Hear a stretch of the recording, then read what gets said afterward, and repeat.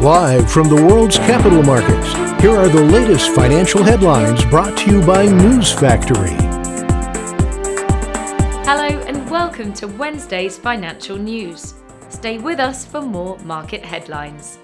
The dollar-yen price remained largely unchanged in the last session. The CCI is giving a negative signal. The Bitcoin-dollar pair skyrocketed 2.2% in the last session. The MACD is giving a negative signal. The gold-dollar pair skyrocketed 1.0% in the last session. The stochastic RSI is giving a positive signal. The oil-dollar pair exploded 3.2% in the last session. The MACD is giving a positive signal. Coming up, the choices from our chief analyst for today.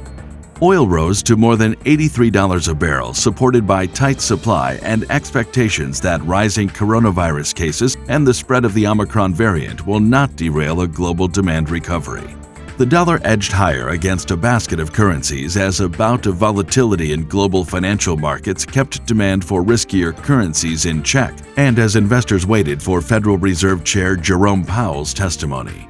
Binance CEO Zhao has surpassed Mukesh Ambani, Asia's richest billionaire, and is nearly on par with Facebook founder Mark Zuckerberg, who is worth $124 billion. Those were today's major economic events, and now moving on to world financial headlines.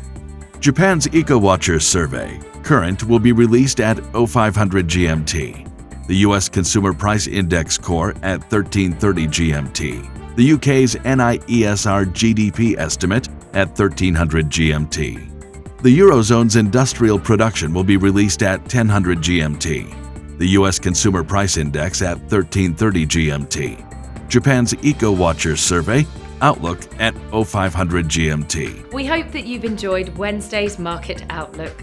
On behalf of all of us here, we wish you a productive trading day. Be sure to join us tomorrow morning for the latest news and events from the financial markets.